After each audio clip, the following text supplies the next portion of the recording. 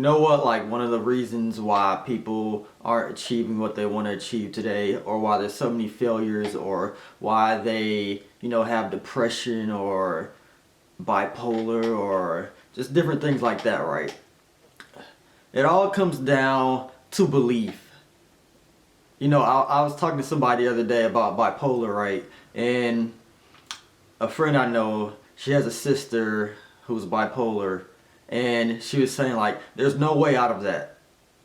Like, this is what her sister is saying, right? My friend is saying. She's like, there's no way out of bipolar. Like, once you have it, you have it. It is like, I mean, only if you believe that, right? Only if you believe that. Like, how many people, like, really, like, I know people on bipolar, like, who's bipolar, right? Who takes all these medications, do all these drugs, and yet they haven't found like a good stable foundation of a good community. They don't have a straight, like, good foundational belief in God, and yet they want to say that it's no way out of it. I know I'm gonna get some flack for this, but maybe your depression and your bipolar and whatever mental disability that you have is a whole simple fact of belief. Maybe. Because you believe that you can't get out of it, well, so you believe that you're gonna stay in it. Alright, so this is the deal, right? You're saved if you believe in the truth. The truth, aka Jesus Christ, aka knowledge, aka wisdom, right? You're saved if you believe the truth. And this is the truth about your bipolar is that you are free from it. And how do you know how do I know that you're free from it? Because Jesus has said that you are already free. He says that in the book of Isaiah, where he says, by my stripes you were healed. You were healed. And this is the whole healed word means healed emotionally, physically, mentally, spiritually. You're physically whole. You're spiritually whole. And now this is only going to be controversial to the people who don't have a good foundational belief in the Word of God.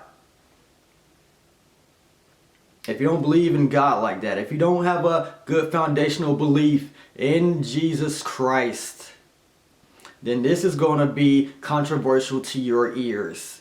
How about you just try, and I'm not no medical doctor or anything, but how about you just try getting rid of all the medical drugs, right? The medical drugs, and you just actually dive deep into knowledge, wisdom, and truth. And then you start saying with your mouth, because the power of life and death is in the tongue, right? So, how about you just start saying your new belief system? I am healed of this depression. I am healed of this bipolar. I am healed of whatever mental illness that you may have. And you start actually trying to seek the truth, seek wisdom, seek knowledge. Why don't you try that? Next time you get the idea of saying, I can't overcome this. This bipolar is forever. This anxiety is forever. This depression is forever. Why don't you just reverse that thought by speaking positively, by saying exactly what God has said about you. And He says you are healed, you are whole, you are saved. You have a sound mind, and you have power. And you have power to change. You have power over all the enemy.